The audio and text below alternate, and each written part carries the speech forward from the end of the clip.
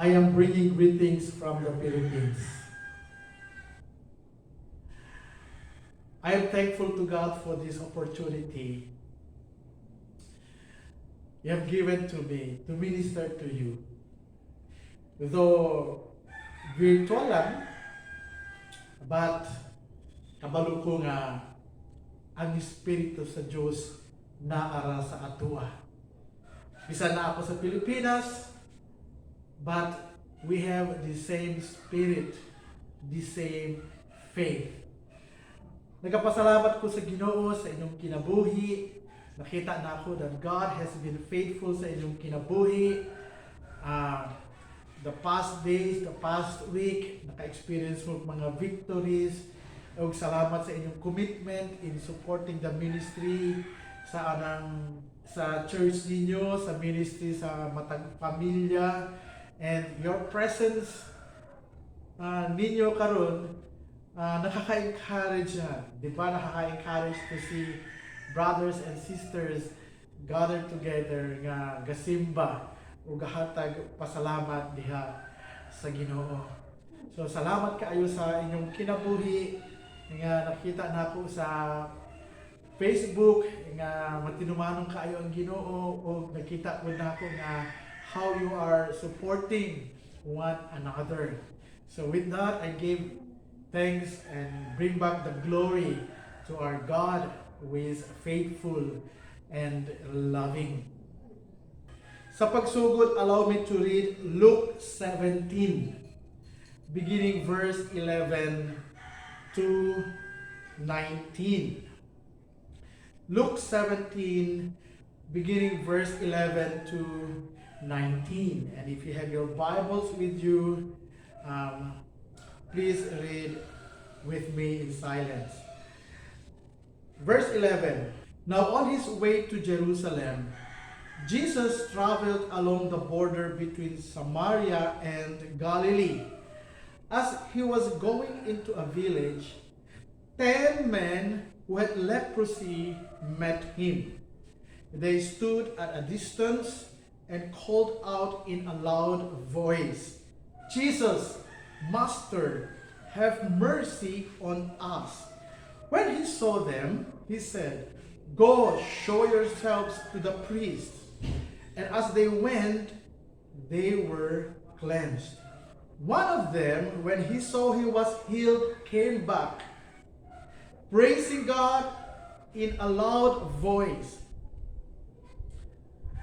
He threw himself at Jesus' feet and thanked him.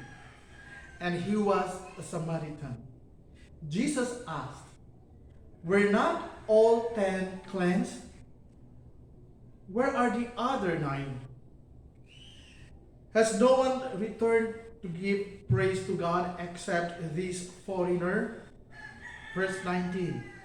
Then he said to him, "Rise and go. Your faith has made you well." Mag-ampo sa ta. Our great and loving God, salamat sa imong pulong. Salamat, Lord, because you allowed us to come to worship you and to give praise to your holy name. And I ask for your Holy Spirit to come and empower each one of us. Anoint your servant. Anoint your people. I will trust you with this time, O Lord. In the name of Jesus Christ, I pray. Amen. I want to talk about restoration. Kanang pakigbalik sa FB or in other platform, media platform. Makita nato ang mga videos like ginakuha bitaw nila kaning mga motor nga daan na, alawang na kaayo, tapos ilang i-restore back, ilang baguhon, waon ang kalawang, pinturahan balik, ilisan og pyesa, ug after sa ilang hago makita nato nga ning balik na jud ang forma o magamit na po. So restoration of the all things, na ay mga pusil, na ay mga organs, na ay mga jeep, o uban pang mga gamit na ilang i-restore o ma-video nila ni para ipakita nila sa YouTube ba or Facebook. So restoration. However, ang ma-restore lang nila katong mga bagay na kaya lang nila. You know? Kaya-kaya lang. But they can never restore something like ilang kinabuhi. Yung spiritual being. Yung mga bagay na only God can do. Now, since Jesus Christ is our Lord, who is restoring, pakigbalik, kaya niya ma-restore yung mga bagay na hindi kaya i-restore ng mga tao. Based sa atong gibasa, naay ang story ni ini naay pulo ka tawo nga they were lepers. They have leprosy. Now, sa akong observation ani, dugay na siguro ni sila gadungog about the Lord Jesus Christ. When the appointed time came, ning agi si Jesus Christ, ug nakita nila, o sa gihimo nila, they shouted, Master, have mercy on us. Have mercy on us. As the story tells us, Jesus Christ nakipag-istorya sa ilaha. So this is a common story, right? Now based on this story, gusto na ko i-submit sa atua karon or sa inyo kining general truth. Our Lord Jesus Christ is the Lord of restoration. He wants His people restored whenever they messed up with their lives. Ang atong Ginoong Jesucristo, He is the Lord of kaning pakigbalik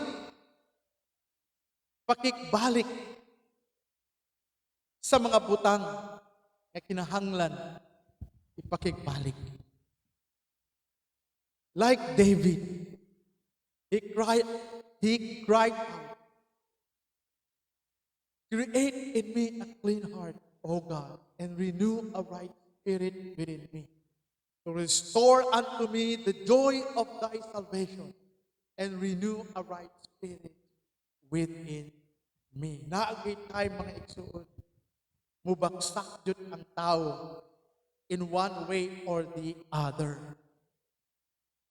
Unya, unsa may atong himuon, na eksperyensyahan man nato na pirmi ang restoring power of the Lord Jesus Christ. Unya, kumaabot na pud ang panahon, hanggang na pud tagalisod na pud ta emotionally, intellectually, physically, and even sa imuhang mga igsuon, sa imuhang mga loved ones, na sa ilaha ga struggle, na pud sa ilaha ga lisod, ga depressed na, with full of anxieties, unsa may imong itambag sa ilaha. How would you lead them aron magdasig na pud ang ilang kinabuhi? Mga igsuon, na ako'y tulo ka principles nga ipaabot sa inyo karon. Based on the story dito sa Luke 17:11 to 19. The first principle that we could use in our counseling ministry, we could use to encourage others, to lift others who are down. Kining first principle makita nato ug pwede nato gamiton is to seek the restoring mercy of the Lord. Pangitaha ang pakigbalik nga kaaluoy sa Ginoo.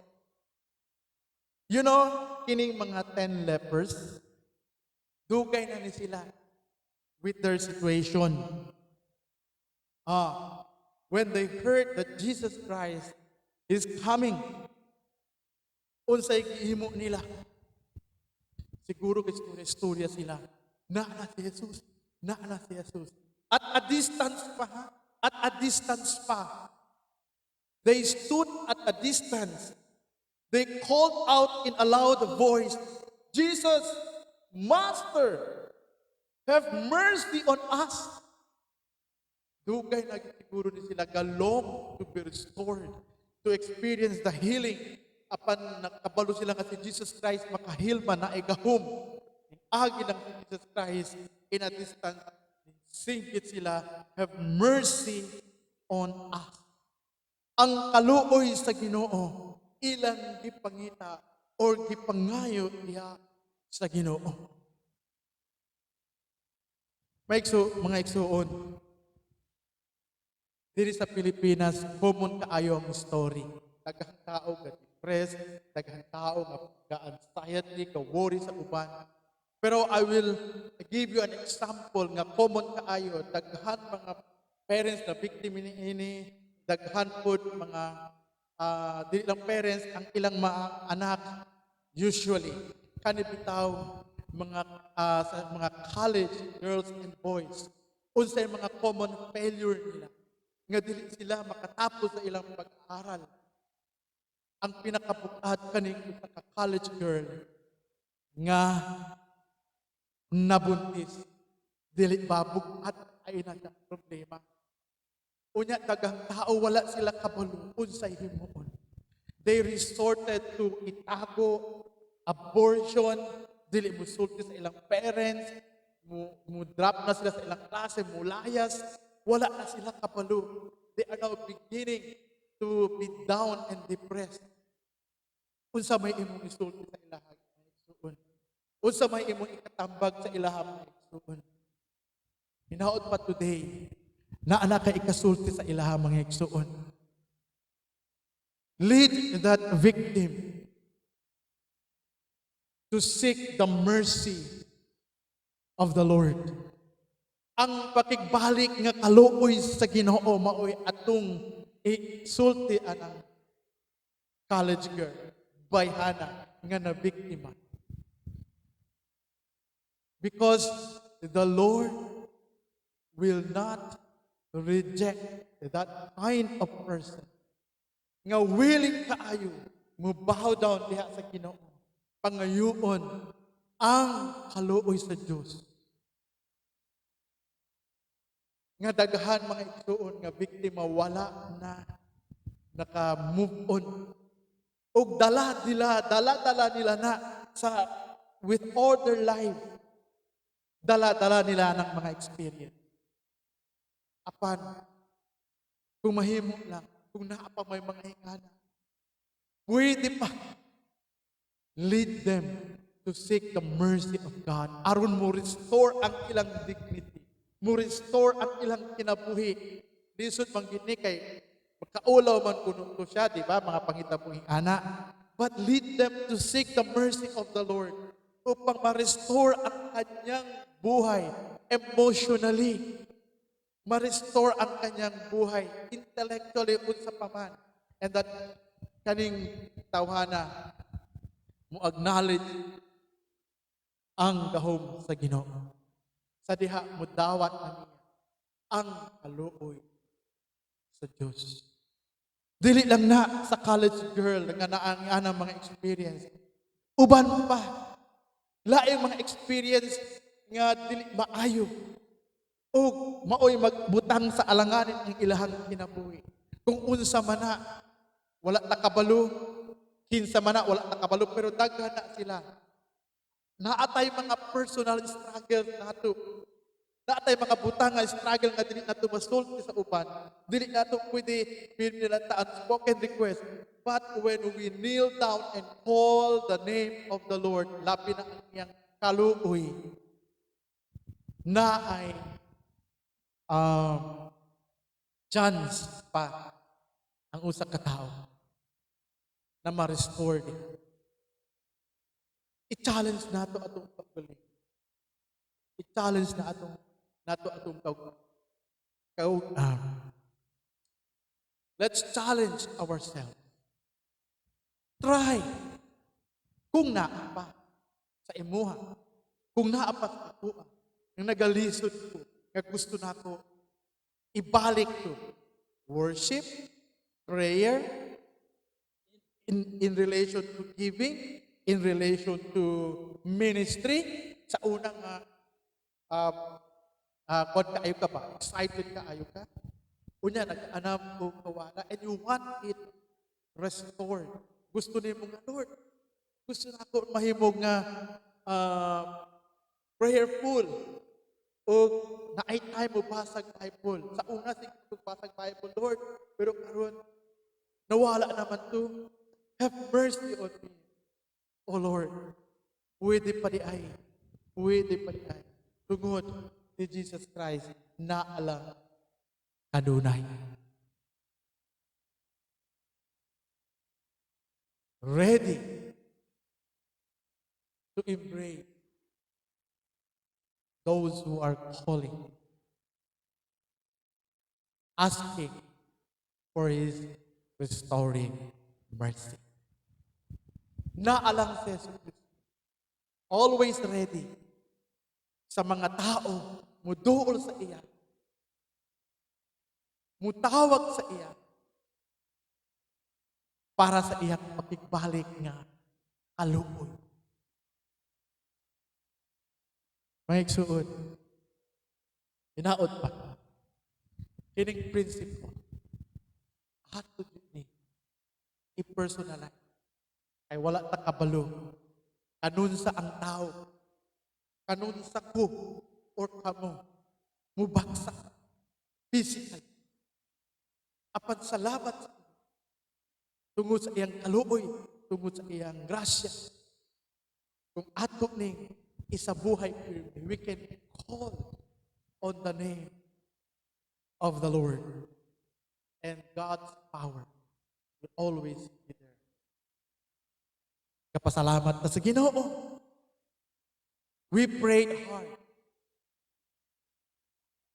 We knelt down before the Lord para sa katong na-experience. Let's say nga, murag, really, kanang kung hunahon ni mo nga, murag, grabe mga kaayo to, makaingon ka nga, grabe mga kaayo to, kining pandemic ba? Ang but pasabot na ako, katong mga nagkasakit during pandemic. Maigsuon ako, hunahuna ko sa una nga, Lord, sadya nagkasakit ko 10 days or more than 10 days. Lord, kung mamatay ko, okay naman po. Pero, naa sa akong mind, ingon ko, dili ako mamatay, Lord, kapalong ko. Kay, dalong pa ko nimo sa Japan. Mag-ministry pa ko dito, Lord. Kana, idea, nga nakatabang na sa ako at to comfort myself. Akong asawa po, nag-down po atong last year, during pandemic, akong anak. Pero wala may nagpa-swab. Wala may nag-quarantine, wala may nag-isolate. Naaram niya sa balay. Naghilom-hilom lang. And we trusted the Lord na we will survive. And the healing of the Lord agi sa iyang kaluoy mapasa mua. And praise God, na ako karon. I can now na ako karon ka-share sa punog. Na sa inyo hapon kapaluko, na apod. And last Saturday, ako nagsulay ko og appeal sa prayer meeting sa Zoom. Kay naa pa ko lakaw adto by 7 p.m. So 6 plus man to, ikon ko kay Elder Roel, sabi ko, sige, itry na ko mo sulod. Inaot pa mo cooperate ang signal. And so, try ko. And praise God, I was able to pray with them. And of course, na-try na nako. Na-try na nako na fellowship sa inyo ha, though through Zoom lang. Salamat sa Ginoo. Salamat sa Ginoo. Kay naagin sa akong mind. Lord, dili pa mi mamatay. kay dalaong panimome sa Japan. And God willing, this year. No? By the way, thank you kay I know you have been praying for this and guys, spend na mo for this sa mga processing papers, and I know that you are always praying for us. And rest assured, I always thank God for you. I always include you in our prayers every time we have family and devotion. Salamat sa Ginoo for this opportunity. And let's continue to pray for God's will talaga. Hindi pa natin alam kailan ito. But thank God because He is working. Naana siya sa proseso. Mga igsuon, salamat kayo sa Ginoo. Sa iyang kaluoy. Salamat kayo Ginoo sa Ginoo. Kaning bitaw nga restoring mercy of God for those who fall apart, for those who trust in Him. Naatay Ginoo, willing and always willing to accept and to release His power para sa katong tao na tawag o ginapangita ang pakigbalik nga kaluoy sa Ginoo. Ikaduhang prinsipyo na akong gusto ipaabot sa inyo. To experience the restoring power of the Lord Jesus Christ is to follow the restoring process of the Lord. Sundon ang pakigbalik nga proseso sa Ginoo. Kining proseso musugod ni sa pagpaminaw, sa pagsunod sa pulong ni Jesucristo, sama aning mga lepers. When the Lord Jesus Christ saw them, nagsulti siya sa ilaha, "Go show yourselves to the priest." And as they went, they were cleansed. Sa diha, nagsunod sila, ninglakaw sila, nakita nila sa ilang kaugalingon nga anam sila o kaayo. This processing or restoring process of the Lord starts with listening to the words of Jesus o obeying sa pulong ni Jesucristo. Unsa may isulti nimo, unsa may advice nimo atong college girl na naglisod siya sa iyang kinabuhi, depressed na siya. Wala na siya kabalo sa isulti. Karon, you have something to tell her na. Tell her, maminaw ka unsay ginasulti sa Ginoo. Magbasa ka sa pulong sa Ginoo. Og sunod unsay ginasulti sa Ginoo. Kung musulti man ang Ginoo, you need to accept everything. You need to forgive everything. Sundon nimo. The Lord Jesus Christ said, even loving your enemies. Kung kana mahimo nato na siya, naay mahitabo sa atong kinabuhi. Naay mahitabo sa kinabuhi sa uban nga kinahanglan mo experience ang pakigbalik nga restoration or pakigbalik nga proseso sa Ginoo. I hope and pray unsa may atong ginalisuran karon. Maglisod ta mo balik sa kaniadto kung sukay ta mo kanta sa pagdayeg sa Ginoo. Kaniadto giver kaayo ta. Kaniadto nalipay kaayo ta sa pagsimba sa Ginoo. Kaniadto karon base na matikod nimo, oy nagluya naman ko sa akong espirituhanon nga kinabuhi. Dili pa atrasado mga igsuon. Kining pakigbalik nga proseso sa Ginoo, naapatay pag-asa. Let's desire to continue on listening to the Word of God. Basahon ang pulong sa Ginoo. Kung mahimo man, bisad lisod, i-accept sa ginasulti sa Ginoo. Kung gusto nato ma-restore ang atong kinabuhi sa mga ginistranggelan nato at karon dili pa nato ma-move on or dili pa kita maka-move on. Naara ang Ginoo. apan kining pakigbalik nga proseso sa Ginoo musugod sa pagpaminaw sa pulong sa Dios ug musunod unsay ginasulti sa Dios. Aron ikaw ug ako kung naaman tay gusto ipa-restore, pakigbalik sa Ginoo nga butang sa atong kinabuhi, mahimo maeksperiensyahan nato siya. Ang ikatulo nga prinsipyo na akong gusto ipaabot sa ato karon kining accept or appreciate the restoring power of the Lord. I-appreciate ang restoring power sa Ginoo sama sa kining mga lepers. However, sad to say, dili tanan. Dili tanan ning balik to appreciate, to thank the Lord Jesus Christ sa healing, sa restoration na iyang na-eksperyensyahan. Usara. Ug sabi pa ng Panginoon, hindi ba 10 yun? Bakit isa lang? Bakit isa lang? Foreigner pa, sabi ni Jesus Christ. Were not all 10 cleansed?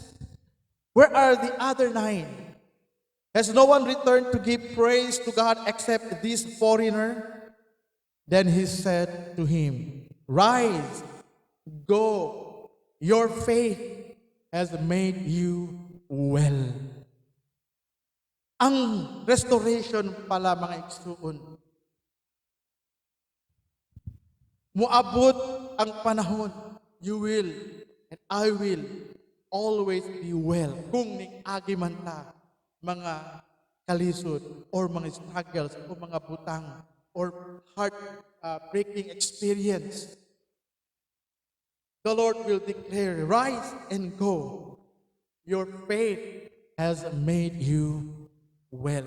Usani ka indicator that a person who has faith in God, nga si nakabalo siya nga ang Ginoo nag-ayo sa iya, mubalik jud siya magpasalamat. Mubalik jud siya mudayik. Ang expression niya diri sa pagpasalamat. Ing-ani,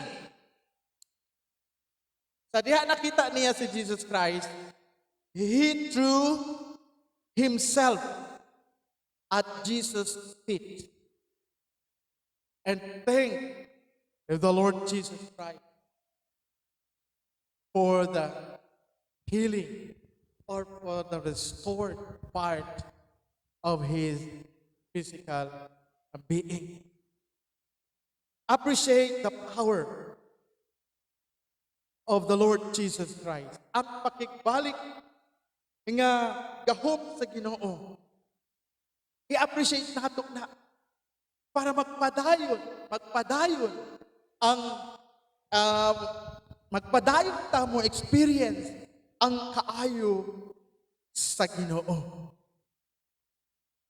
Unsa may atong isulti karon sa atong college girl na nagrepent na siya, nag-move on na siya, nagabasa na siya sa pulong sa Ginoo, murag revive na siya gamay, tudloi siya mga igsuon, to praise God, to thank God, to worship Him, to worship our Lord, the King of Kings and the Lord of Lords. Sa diha, mga igsuon, na ay garantiya. Kung kita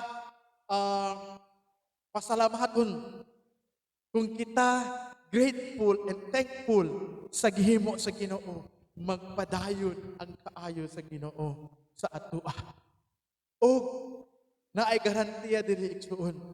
Kung magpadayon kita pasalamat, magpadayon kita simba, magpadayon kita minaw sa pulong sa Ginoo, magpadayon kita musunod, magpadayon kita sa atong na-restore nga bagay sa atong kinabuhi, atong ihalad sa Ginoo na igarantiya ani Ginoo. Moingon ang Ginoo, rise and go. Ayo na ka. The healing na process continue. Kapadayon ang power sa Ginoo sa atong matag kinabuhi. Ano man ang mga bagay, nagalisod ka karon. Ano man ang mga butang na struggle ka nga you want to restore sa imong kinabuhi. One time, nakaingon ko nga, dili naman kaayo ko karon. Muhilig magkanta, muhilig magdayeg sa praise and worship. Ingon ko, Lord, tagain ko gahon. Restore the joy of worshiping. Sama ni David, ingon siya. Restore the joy of my salvation and renew a right spirit within me. David experienced the restoration power of the Lord Jesus. And unsay nahitabo? The book of Psalms, most of the Psalms written by David. Ug tan-aw nato ng salmo diha, pasalamat pagdaig sa Ginoo. Ing anak ko si David. Pasalamat na sa Ginoo. Ni at karon. You know yourself as a kagikan. You know yourself kanun sa kanag nagpagsak o nag-fail. But niabot ang panahon ni tuog ka, ning salik ka sa Ginoo. Karon naa ka, move on. Apan mga igsuon dili mo likay, we will always face trials. Pagsubok, andyan talaga. But one thing is sure, if we come to the Lord, if we seek the restoring mercy of the Lord, if we follow the restoring process of the Lord, and if we continue to appreciate the restoring power of the Lord, we can always experience Jesus Christ, the restoring Lord of our lives. Mga igsuon, I hope and pray you are now beginning to pray. Lord, here are the things na Lord, ang mga butang sa akong kugalingon, ako rin nakabalo, Lord, akong isuki na sa imuha.